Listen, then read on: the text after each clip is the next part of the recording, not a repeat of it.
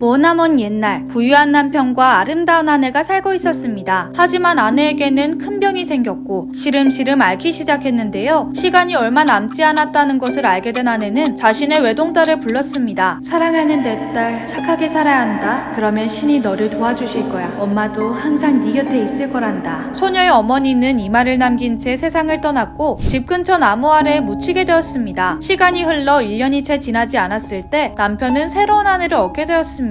그녀에게는 아름답지만 심성이 못된 두 딸이 있었는데요. 의붓 언니들은 전 부인의 딸인 소녀를 미워하고 괴롭혔습니다. 계모는 소녀의 옷을 빼앗아 허름한 옷을 입혔고 나무로 만든 딱딱한 신발을 신겨 부엌으로 쫓아냈는데요. 그곳에서 소녀는 하루 종일 집안일을 해야 했고 난로 옆에서 잠을 청해야 했죠. 그녀는 항상 거무튀튀한 재를 뒤집어 쓰고 있었기에 계모와 의붓 언니들은 소녀를 재투성이 소녀 신데렐라로 부르게 되었습니다. 심지어 아버지는 자신의 막내딸의 처지를 외면해버린 채 새로운 가정을 꾸린 것에만 급급했는데요. 때문에 그녀는 더욱 외롭고 힘든 나날들을 보내게 되었죠. 그러던 어느 날 아버지가 큰 장터에 나가게 되었습니다. 무엇을 갖고 싶냐고 묻는 아버지에게 신데렐라는 돌아오시는 길에 아버지 모자를 찌르는 첫 번째 나뭇가지를 꺾어다 주세요. 장터에서 돌아오는 길 개암나무 가지가 아버지의 모자를 떨어뜨렸습니다. 아버지는 신데렐라의 요청을 들어주었는데요. 신데렐라는 아버지에게 가지를 받아들고선 어머니의 무덤으로 향했습니다. 그리고 무덤 위에 정성스럽게 심었는데요. 줄곧 어머니를 그리워했던 신데렐라는 서럽게 울음을 터뜨렸습니다. 그 눈물은 어머니의 무덤 위로 뚝뚝 떨어졌죠. 그러자 순식간에 가지가 자라서 커다란 개암나무가 자라났습니다. 신데렐라는 어머니를 생각하며 매일 이 나무 앞으로 갔습니다. 신기하게도 그럴 때마다 하얀 새 한 마리가 날아왔는데요. 그 새는 신데렐라가 원하는 건 무엇이든 다 마법처럼 가져다 주었습니다. 어머니가 보낸 천사가 아닐까? 신데렐라는 개암나무 앞에 갈 때면 마음이 따뜻해졌고 큰 위로를 받는 기분이었죠. 며칠 후 왕자의 신부감을 고르기 위한 성대한 파티가 열렸습니다. 3일간 진행되는 이 파티는 온 왕국에 있는 소녀들이 초대되었는데요. 의붓 언니들 역시 마찬가지였습니다. 언니들을 따라 파티에 가고 싶었던 신데렐라는 계모에게 가서 애원했습니다. 거듭된 부탁에 귀찮아진 계모는 못 이기는 척 잿더미 속에 렌틸콩 한 바가지를 들이부으며 2시간 안에 이 콩들 중 먹을 수 있는 것들을 골라내면 그땐 같이 가게 해주마. 계모는 신데렐라를 한껏 비웃으며 자리를 떠났고 고민하던 신데렐라는 자신을 도와주던 하얀 새를 떠올렸습니다. 곧바로 그녀는 뒷문으로 나가서 허공을 향해 외쳤습니다. 새들아, 내가 콩들을 골라낼 수 있게 도와주렴. 그러자 하얀 새가 부엌 창문으로 날아들어왔고 뒤이어 수백 마리의 새들이 날아와 잿더미 주변으로 몰려들었습니다. 새들은 콩을 열심히 쪼아댔는데요. 덕분에 시간 내에 계모가 시킨 일을 끝마칠 수 있었죠. 하지만 계모는 여전히 안 된다고 하며 고개를 저었는데요. 낙담한 신데렐라가 울기 시작하자 계모는 선심을 쓰는 척 더 많은 양의 콩들을 잿더미 속에 흩뿌리며 일을 시켰습니다. 그리고 또다시 약속을 지키지 않았죠. 우리는 너랑 같이 가지 않을 거야. 옷도 없고 춤출 줄도 모르는 애가 가면 우리가 얼마나 창피하겠니? 계모는 희망에 가득 찬 신데렐라에게 악담을 퍼붓고는 두 딸들과 함께 파티장으로 향했습니다. 이에 서글퍼진 신데렐라는 어머니 무덤가의 개암나무 아래로 가서 울면서 소리쳤습니다. 흔들어서 떨어뜨려라 작은 나무야. 금과 은을 나에게 주렴. 그러자 하얀새가 나타나 금으로 장식된 드레스와 반짝반짝 빛나는 은빛 구두를 던져주었습니다. 신데렐라는 서둘러 그 옷을 입고는 파티장으로 향했습니다. 파티장은 화려한 장식으로 눈이 부셨고 멋진 음악이 울려 퍼지고 있었죠. 황홀한 분위기였음에도 신데렐라가 등장하자 모두가 그녀의 빛나는 아름다움에 깜짝 놀라고 말았는데요. 그녀를 보고 첫눈에 반한 왕자는 오직 그녀하고만 춤을 추려고 했습니다. 함께 있을수록 그녀를 사랑하는 마음이 커져만 갔지요. 한편 신데렐라는 점점 걱정이 되기 시작했습니다. 내 정체를 들키면 어떡하지? 신데렐라는 계모와 의붓 언니들보다 더 빨리 집에 돌아가고 싶었습니다. 그 마음을 모르는 왕자는 호위해주겠다고 하며 신데렐라를 계속해서 쫓아왔습니다. 이야기가 통하지 않자 신데렐라는 결국 왕자에게서 도망쳐 집에 있는 비둘기 우리 속으로 뛰어들었습니다. 바로 앞에서 그녀를 놓친 왕자는 집주인인 신데렐라의 아버지가 올 때까지 기다렸는데요. 곧이어 아버지가 오자 왕자는 비둘기 우리를 가리키며 어떤 여인이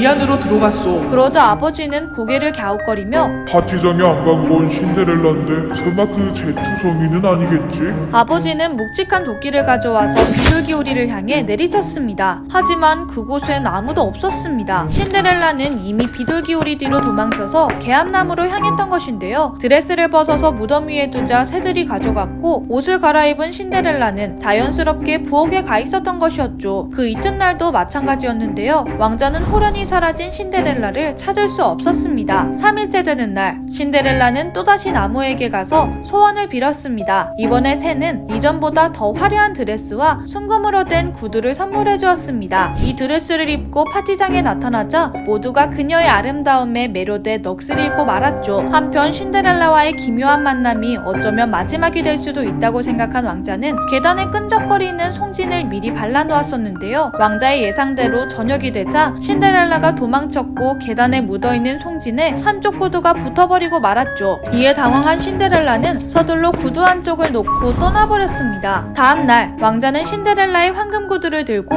국왕에게 가서 말했습니다. 이 황금 구두에 맞는 발을 가진 여인하고 결혼하고 싶습니다. 국왕은 이를 허락했고 왕자는 구두를 들고 다니며 여인들의 집을 방문하기 시작했습니다. 하지만 구두는 그 누구의 발에도 맞지 않았죠. 이윽고 신데렐라의 집에까지 왕자가 찾아왔습니다. 신데렐라는 여느 때와 같이 부엌에서 일을 하고 있었는데요. 첫째 언니는 구두를 신고 오겠다고 말하며 침실로 갔습니다.